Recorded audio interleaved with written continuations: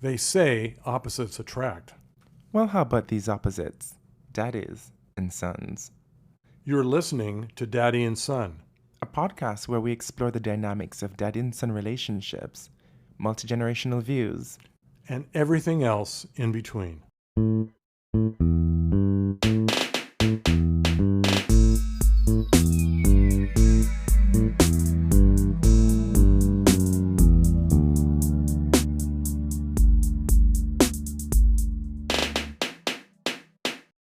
And for that, I want to apologize to the LGBTQ community. Let's give them a great big round of applause.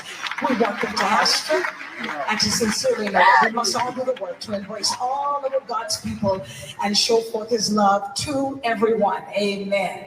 So, what you heard is yes. a gospel artist. Okay. Her name is Kim Burrell, right? All right. And she is known for, best known for being a hateful bitch. Got it. She has for years gone on tirades during sermons and spoken about how black men shouldn't be gay. That's a white thing.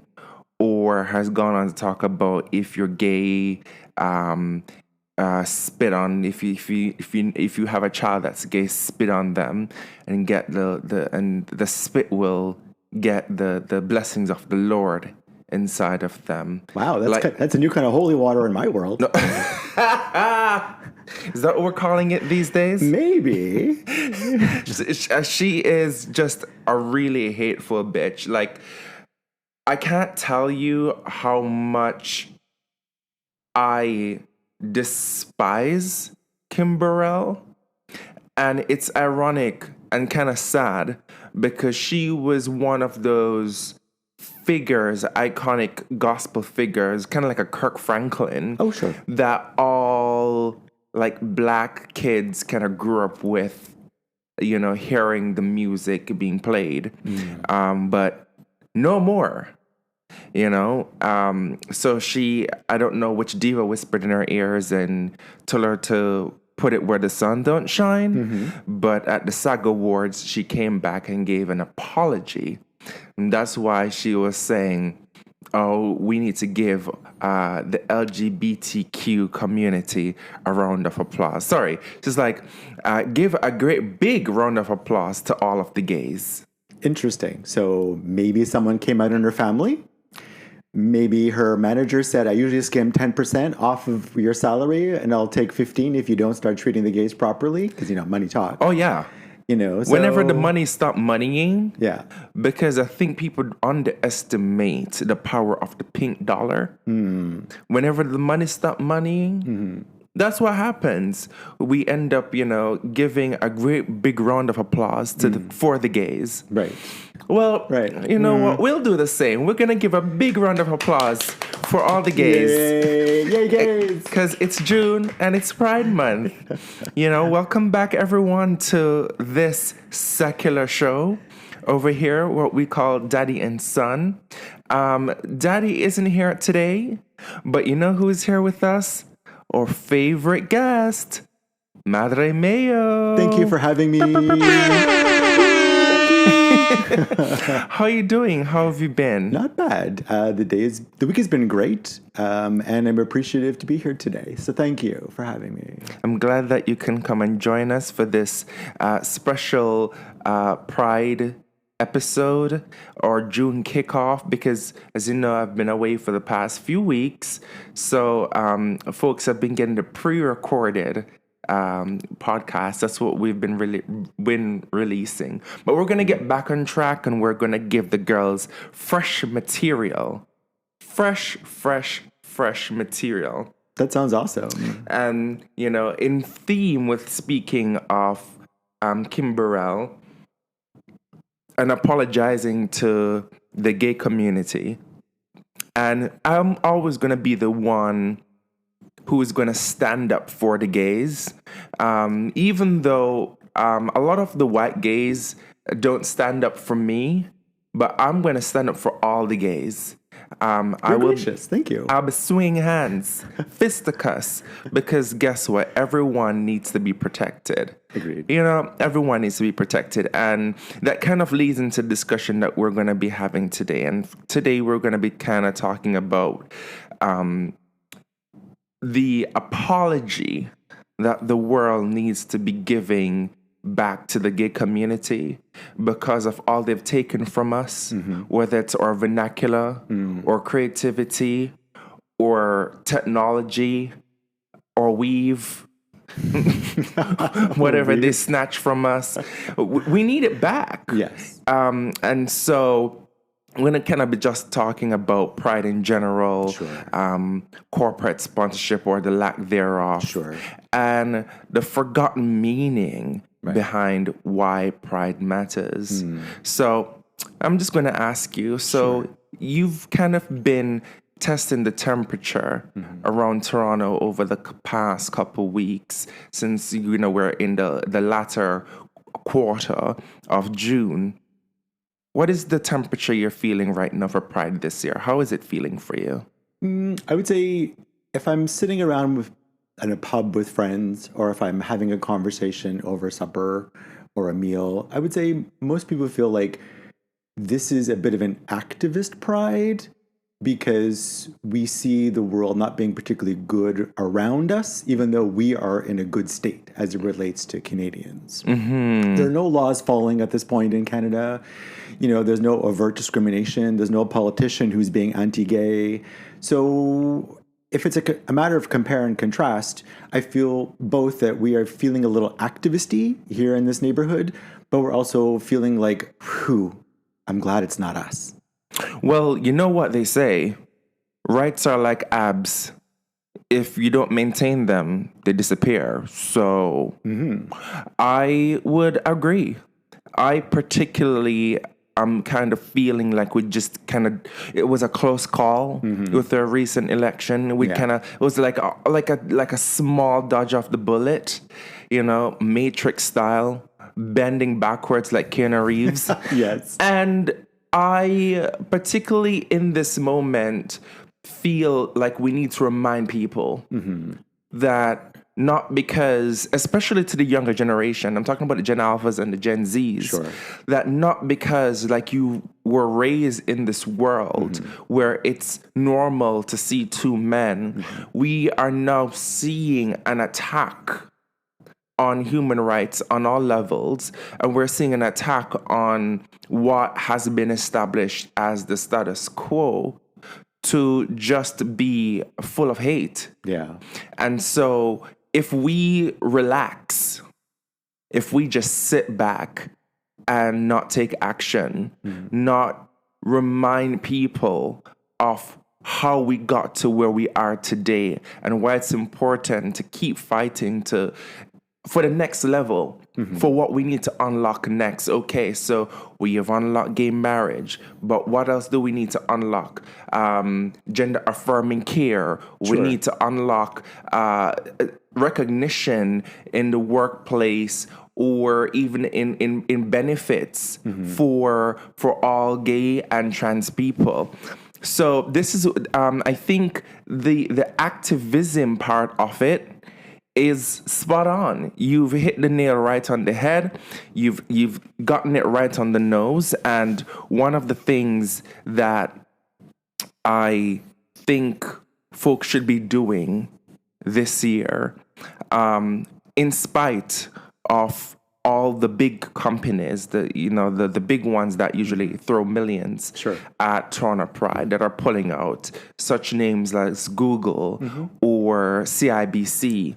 I think what we need to be doing is remembering that while Pride, for the most part, has over the past few years been a celebration, we have to go back to its roots in activism. Well, I think we can do many things at once. I think we can have a party, but I think we can also ensure that we are reminding ourselves that this may not be forever, or to understand the effort it took to get to this point. And I understand that we all live in certain timelines. Yeah. So, I mean, how... A weird one at that. So, yeah, Twilight Zone. this particular But I digress. strain of timeline. But to go back to your point with regard to remembering or being grateful or honoring or being accountable, even on personal level, as a contributing member of the queer community. In my case, I'm going to use the word queer. Just by the way, we're going to get into the alphabet eventually, about the queer alphabet. Yeah, the little bigger tigger. Absolutely, which is fabulous. But because that's a bit of a tongue roll for me, I'm just going to use queer, and I feel like that's an easy word to reclaim, because it wasn't used kindly against anyone who wasn't conventionally heteronormative in the way that they approach things in the course of history. So I'm going to claim queer as a swap out for the purposes of our conversation today. So to have just for the purposes of acknowledging these things. So anyway, the point is like, the queer identity over time, has expanded, which is brilliant. Not always have the rights followed, but it's our job as citizens and it's our job as voters and taxpayers and all that good stuff to ensure that there is parity and equality in our community, or the recognition sometimes, to ensure that we are doing our best. Or there's important for us to have recognition, but also to do our best to ensure that everyone gets, the opportunity or access. I don't necessarily know that we always make that effort, but when it comes about, I think we're better off for doing it, for making that effort. Oh, absolutely. And remembering that Stonewall didn't have Citibank sponsorship. Good point. I'm just saying. Yeah. Pride is a riot. Right. It's meant to be a riot. Right. And I'm not saying that there's not spaces for others intersectional voices to be heard. Sure. But the one thing that everyone who is there has in common is their queerness. Yeah. So let's just remember that it's a protest and not a brand collab. Right. So good point. Yeah. All this talk about who we're going to be boycotting or who can be there versus who can't be there. And this is probably going to be a very controversial take. Right. Going back to what you're saying about our responsibility into making sure that we have that visibility. Right. People saying that cops aren't allowed to join Pride. Right. To me, right. Not honestly that I've given it deeper thought. I understand the hurt. I understand the pain. I understand the meaning, but I think it's silly. Got it. If we're going to be, screaming gays for Palestine. Continue. I have a note to make on this point, but finish your thought first, please. Yeah. Then if we're going to be saying Black Lives Matter in Pride, then there are gay cops too. Yeah. Who are not necessarily a representation of the discourse, the greater discourse that we are seeing that shows up in the media of cops. I'm speaking specifically in Canada. Oh, sure, yeah. Being against the queer community. Right? So those people deserve to be represented because they need visibility in their workplace too. Right. So to me, I was with your auntie yesterday and we were having supper, and we saw a bunch of rainbow flags around the village, and I've always kind of thought that I was just comfortable with a rainbow flag because the rainbow is supposed to be inclusive of everybody. So he and I had a discussion, your auntie and I had a discussion about the inclusion of the intersex circle, the inclusion of like the black and the brown and the pink, and the blue and that sort of thing as with a progressive pride flag. And so, I struggle with the original idea, which technically includes everybody under the rainbow, because that's the concept of it. So I struggle with the progressive pride flag until I had this thought. And this thought is this: it's always better to have more than less. So as an example, and we'll circle back to the pride in a moment, I promise you. So as an example, even though I struggle with the progressive pride flag, I also think it's always better to have more than less. So the original flag was a rainbow flag was for everybody, but now it's everybody with additional recognition. So we have more people included under the queer umbrella, as an example. And so with regard to the Pride Parade, which I think is a protest, and a couple of years ago when, I think it was a couple of years ago when BLM brought a halt temporarily to the parade, I was not mad about that. Because I'm like, no, this is about taking a few moments to bring spotlight to something. Mm-hmm. The BLM folks didn't hold the parade in forever. They just held it for a few minutes and then moved on, just to make a point. Why can't you make a point? The origin point of Pride is that it is a protest. So take a few minutes, get some headlines, make your point known, that sort of thing, and then move on. Like, what's the problem with that? I struggled a little bit more with the Queers for Palestine, in part because Palestine is not particularly good to queers. Mm-hmm. And so I'm not saying there isn't a gray area. I'm not saying there aren't queer Palestinians who are surviving right now, who need that representation, but I struggled a little bit more with that. And of course, the distinction being between Hamas versus Palestine. And I don't know how much of a distinction you can really make. I'm not sure, but I struggled with that a little bit more. But at the end of the day, it's always better to have more than less as it relates to filling your queer umbrella. Yeah. Yeah. I agree. I absolutely agree. I just think that we have kind of lost that essence. Right? We've really lost the essence, and everyone is kind of getting stuck into this individualistic mentality.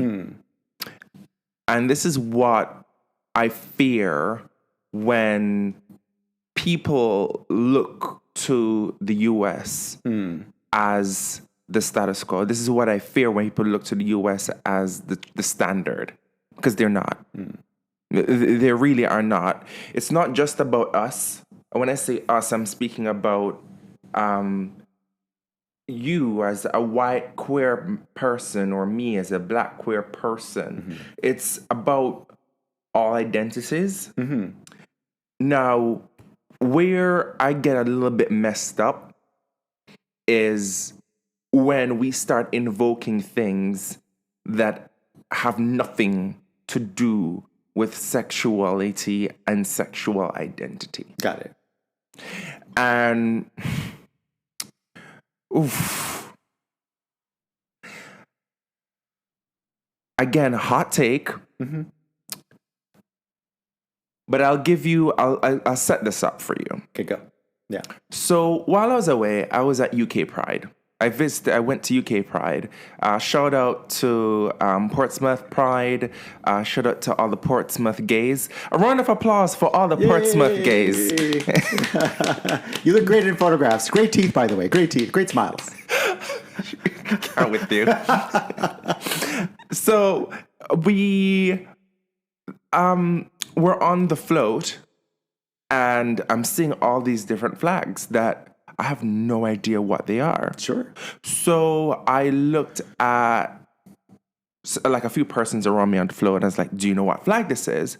And people are like, I don't know. I don't know.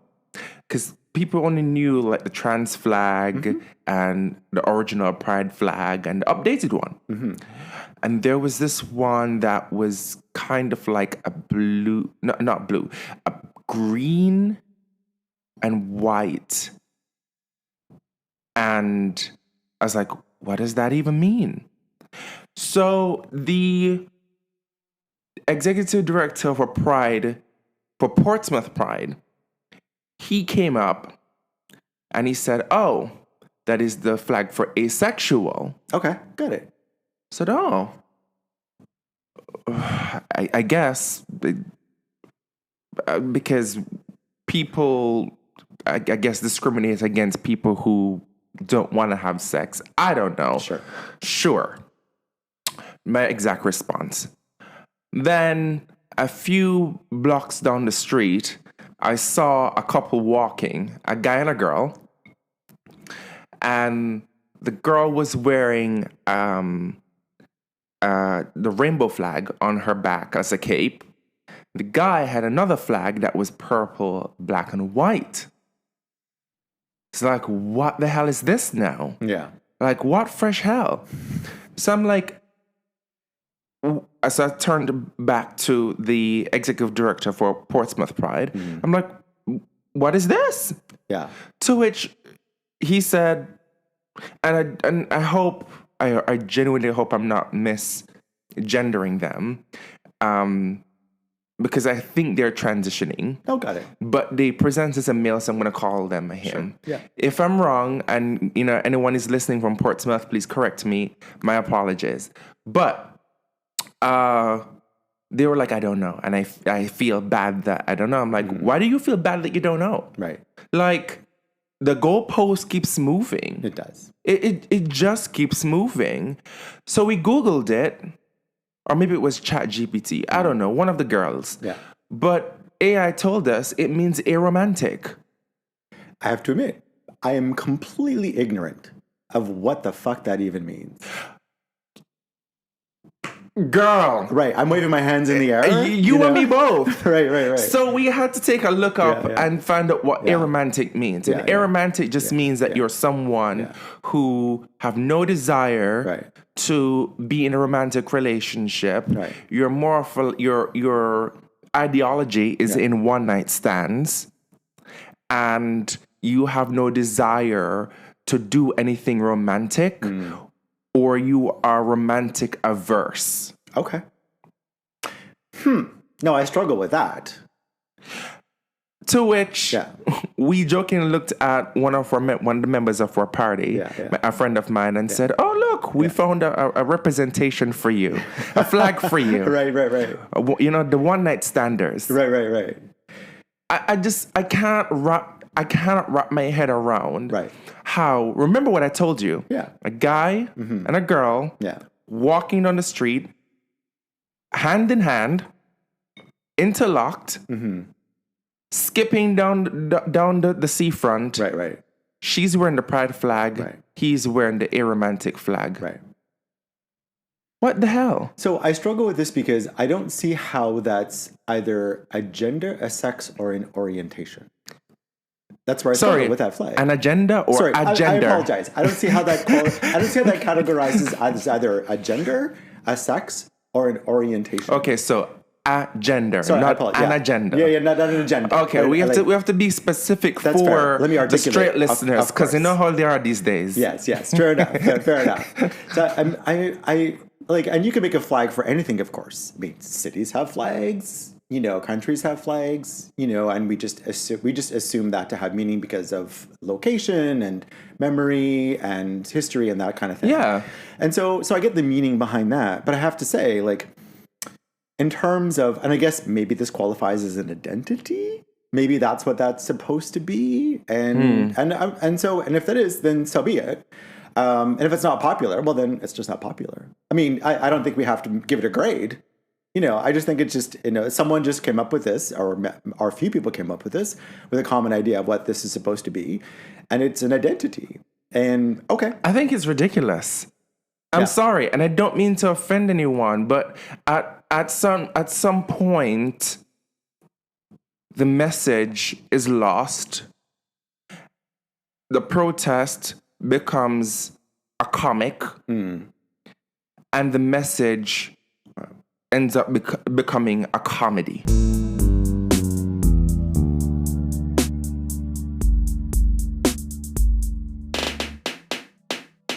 Got it.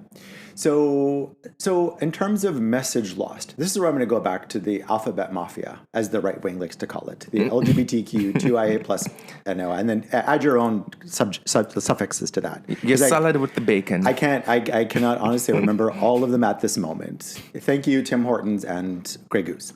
And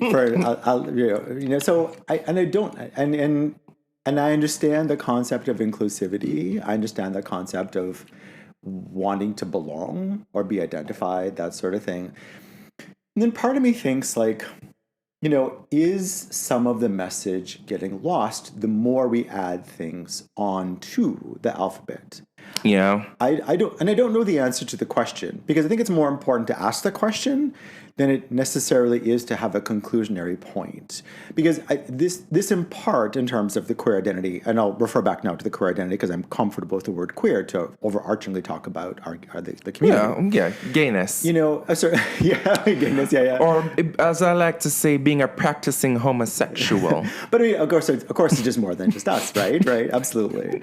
So for me, like in terms of the umbrella of queerness, and I get that's about marking identities and being noticed or being acknowledged, that sort of thing.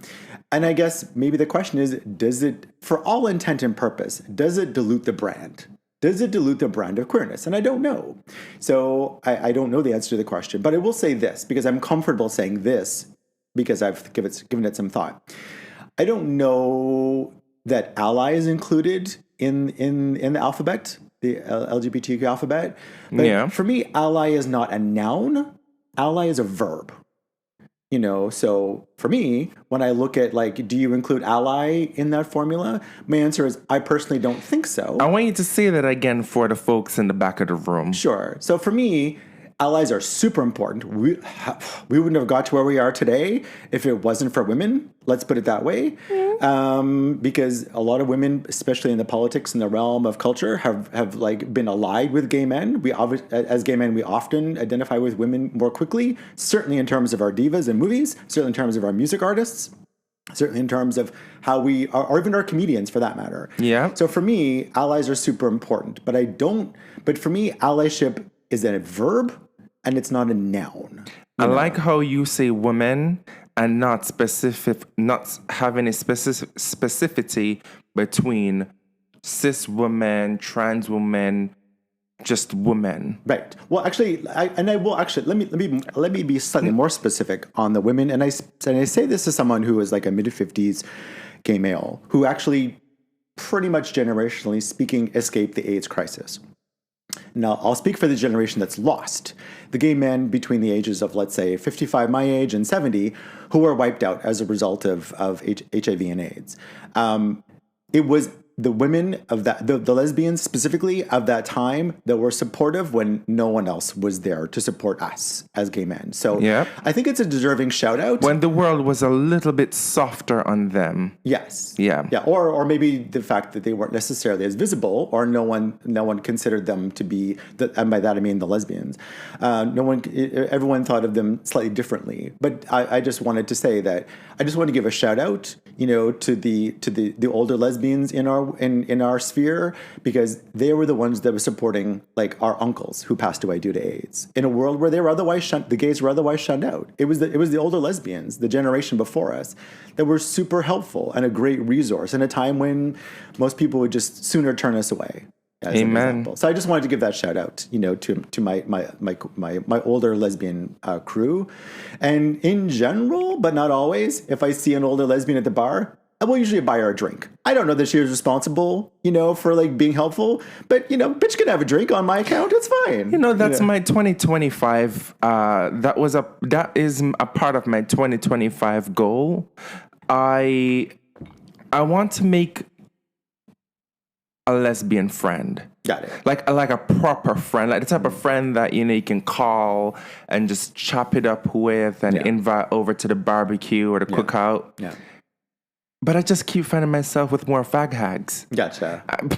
Well, I appreciate you all, but I'm really looking for someone to build IKEA furniture with. You know what I mean? Yeah. People who have discipline and assembly skills, and moving with each other after 2 weeks. Look, I appreciate you for all the stereotypes you're making fun of. The bottom line is you were there to support us. I mean, not me specifically, and not Alex specifically, because we're a different generation. Oh, absolutely, yeah. But the bottom line is, like, in terms of like the queer umbrella, I need to acknowledge in the big queer umbrella of the world that we live in that there's sometimes there's an MIA, missing in action, shout out to the older lesbians that were there for us. Yeah.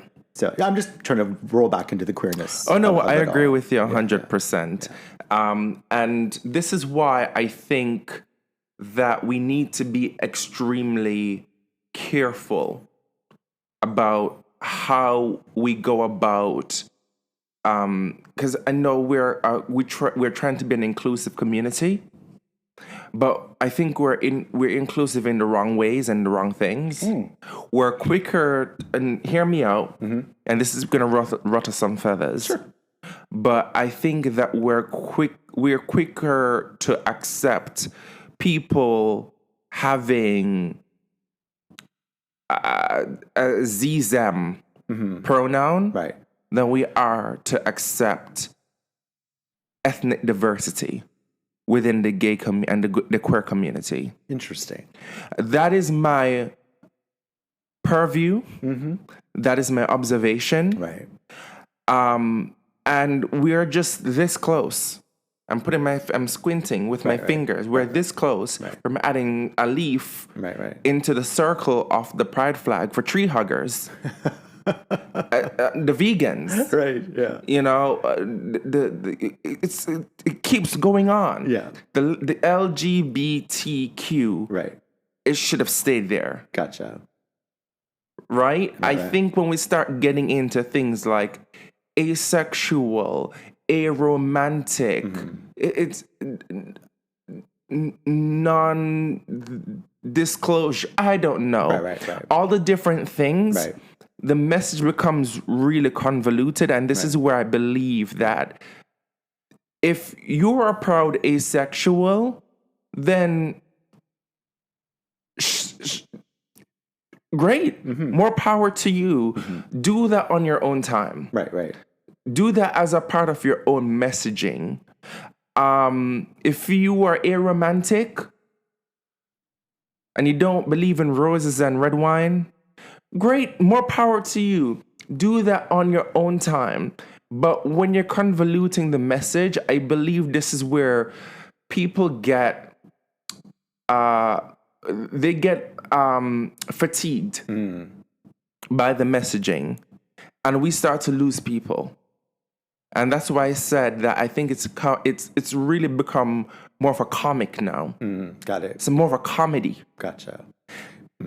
Because now we're giving people a reason to just be exhausted, to shut us out, and to forget the main reason why we're here. So for shits and giggles, I'm going to play devil's advocate on this point.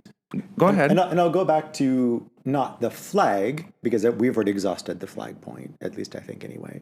But in terms of inclusivity. Well, I'm not really talking about the flag now. I'm just talking about all the letters. Yeah. So for me, I'm, so still the struggle. So I'm still struggling with this, so just bear with me. So I think for me, I don't know that an aromantic shows up in the acronym at this point. I'm not sure. It's probably the plus community, I imagine, if that's the case. Yeah, that's in the plus. Yeah. And that's fine, because there's not a specific targeted word. It's just the plus part. And so it kind of serves for now be inclusive, because it's not specifically laid out that way. And I don't know where the line is. Where do you keep adding on to it? I'm not sure where that line is. And it will probably fatigue itself, actually. Chances are it will fatigue itself to the point where someone's just going to, eventually the conventional wisdom will flip, and it will all, rather than being additional alphabets, my suspicion is it will flip right to a word. And I prefer queer for this sort of thing.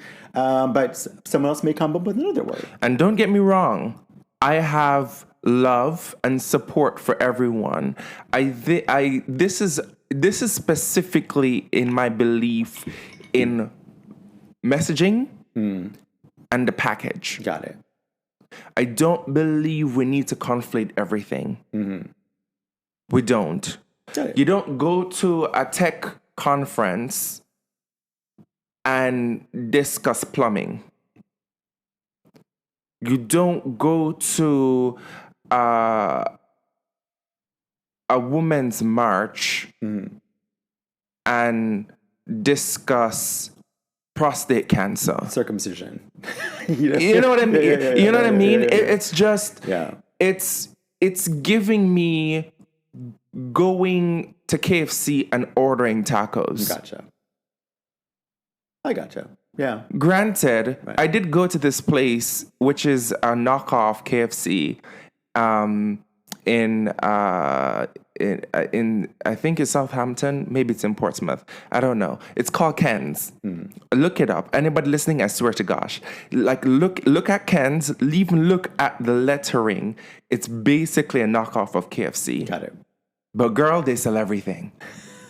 That they're the alphabet soup. Right. They're the Ligga Bigga Tigga Yeah. of fast food. Got it. Gotcha. They sell shawarma, fried chicken, Right. chips, fish and chips, pizza. They got greens, beans, tomatoes, potatoes. Your name it. They have it all. Right. I was shooketh, but I digress. Yeah. I'm just saying, Yeah. at some point you become confused Right. with the messaging, and don't get me wrong, it could work in an ideal world, but the society that we live in, God bless the poorly educated, aren't meant to digest that much messaging Right. in one package. Well, there is no sort of lead group to offer guideposts in terms of like how to keep it on theme. But oftentimes, I believe there is. is there? Yes. Okay. The pride organizations. Right. But they're choosing Right.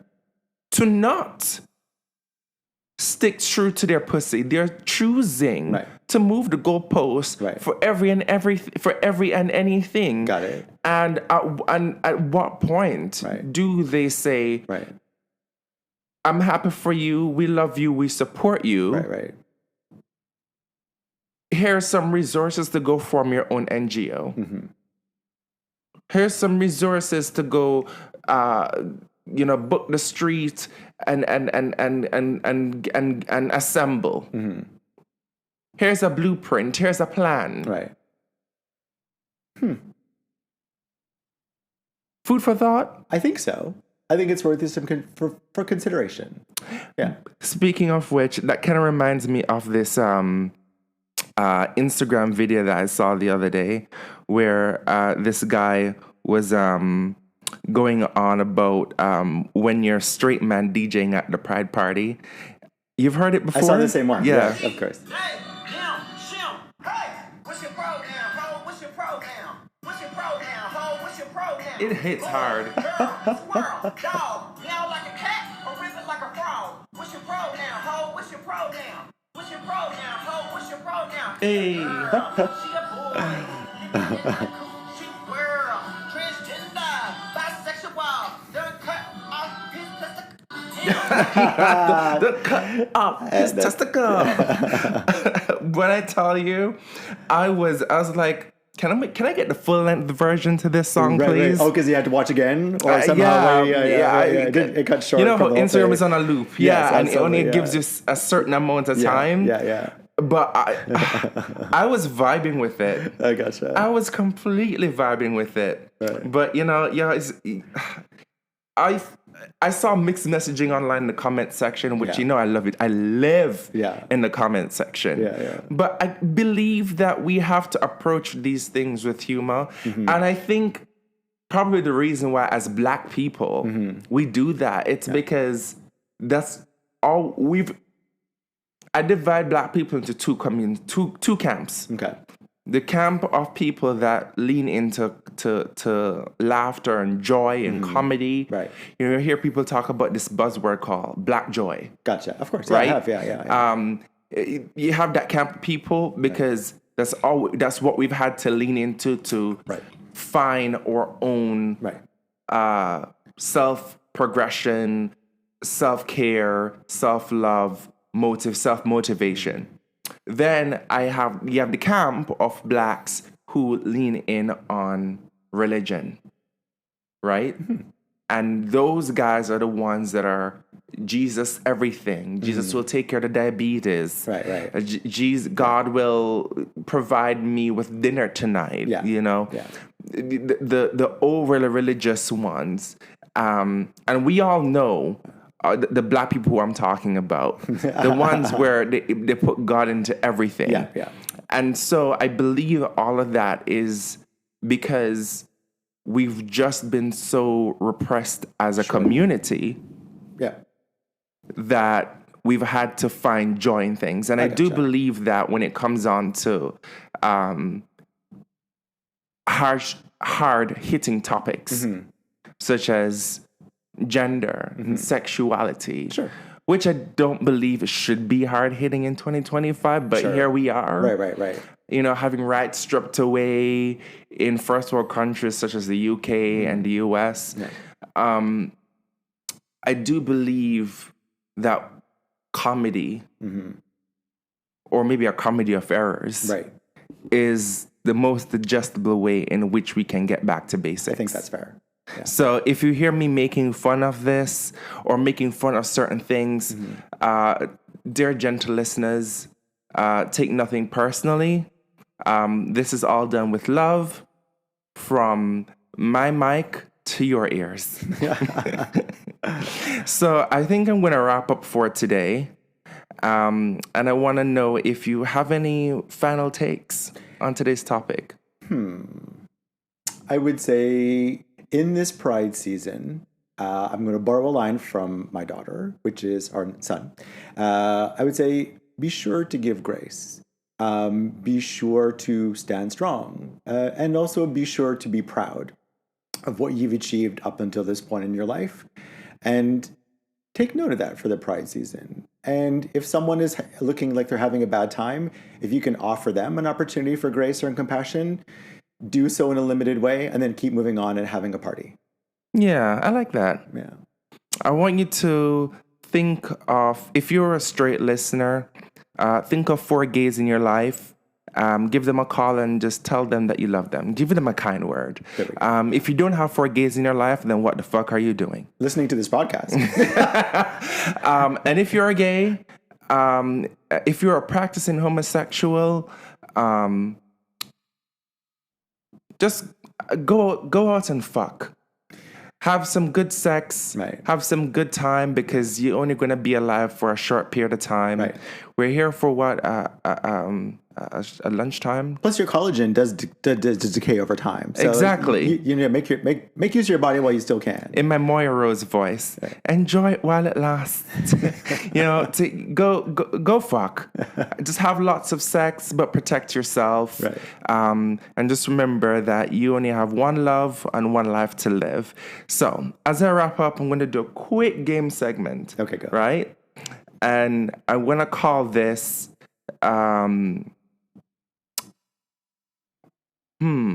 Pride or Prejudice. Got it.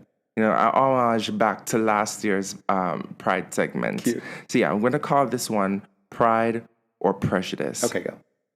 So I'm going to ask you a series of questions. Okay.